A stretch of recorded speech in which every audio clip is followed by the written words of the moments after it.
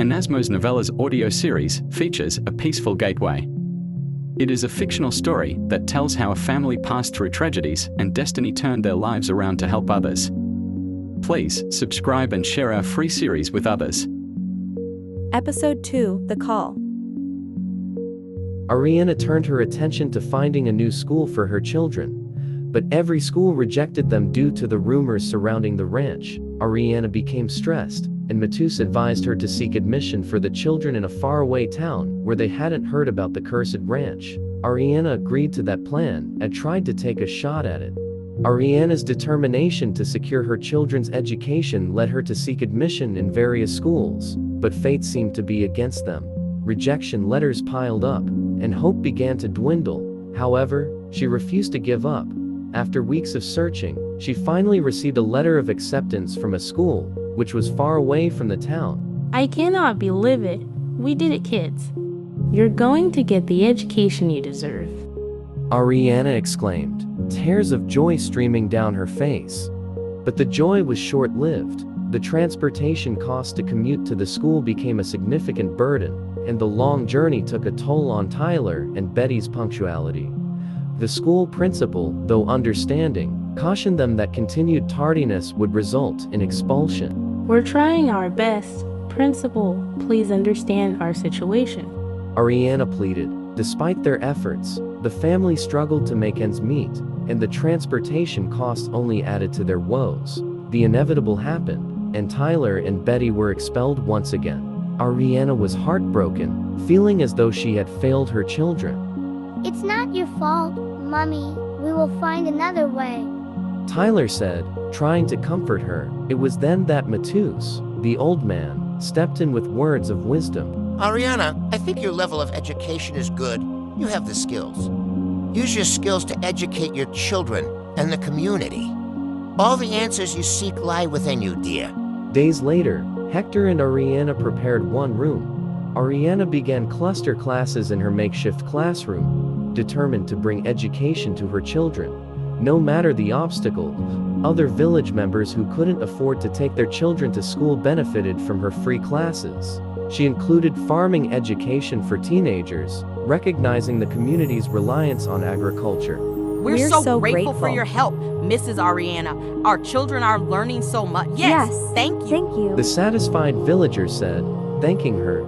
The villagers showed their appreciation through donations of money and farm produce. The Peaceful Haven Ranch, previously tagged as a cursed ranch, became a hub of abundance, with food always available for those in need. 3 years passed, and Betty's education progressed, allowing her to attend a nearby high school.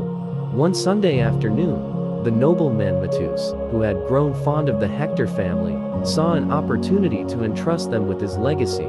He surprised them. Hector, you're like a son to me, the son I lost many years ago. Take this money and change the cluster classes to a school. Ariana, please hire some people to help you make it big. Matus said, handing him a substantial amount of money and a few gold coins. In about 8 months, the school building was ready. Ariana hired and trained local villagers with basic education to assist her with teaching. The school's reputation grew, and Matus continued to support its development, donating additional funds for upgrades. I'm so proud of what you've accomplished, Ariana. You're making a real difference in this community. Matus said, beaming with pride. One day, a noble man named Nathaniel, seeking to invest in farming, stumbled upon the school and was impressed by Ariana's dedication. I must say, I'm impressed. Your school is a shining example of what can be achieved with determination and hard work. I'd like to donate to your cause. Nathaniel said, handing her a significant sum of money in box. Nathaniel recommended Ariana's free ranch school to his friends, and some came around with donations. Joy was in abundance in Peaceful Haven Ranch. Ariana used the donations to pay teachers and cover Betty's high school expenses. After Betty completed her high school education, Betty chose to forego further education and instead assist her mother with the school. Ariana didn't agree to Betty's decision to forego her education, but Betty convinced her to work together to push her younger brother, Tyler. As happiness filled their hearts, one afternoon, a man appeared at the ranch. his eyes scanning the surroundings with an air of curiosity. He approached Ariana and her teachers, who were busy with their daily activities. Excuse me, please. He said, his voice firm but polite. Who is in charge here? Ariana pointed to the field where Hector was working and said, My husband is the one in charge here. He's right over there. The stranger nodded and made his way towards Hector. As the stranger was going, Ariana and her workers were optimistic, believing they had secured another investor who would donate to the school with enthusiasm. One of the female workers pointed excitedly and said, Look, ladies, that man must be very wealthy.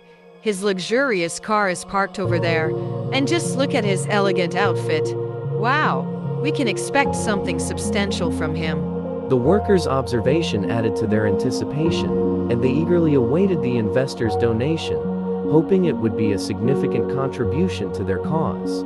As the stranger approached Hector, he looked up, noticing the man's intense gaze. Mr. Man, greetings. I hope you're the one in charge here. The stranger said, his eyes fixed on Hector. Yes, sir. My name is Andrews. Please, who permitted you to work on these lands? Hector's expression turned quizzical. We are caretakers of this land.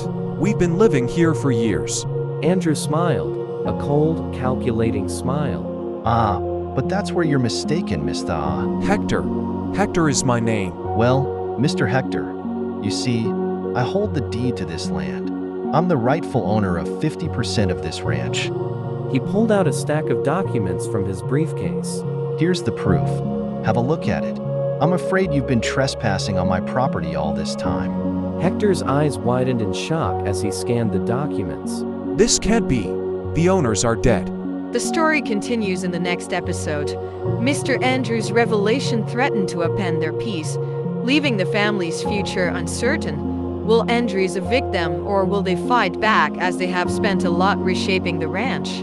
Thanks for listening. Your comments are welcomed. Next episode coming up.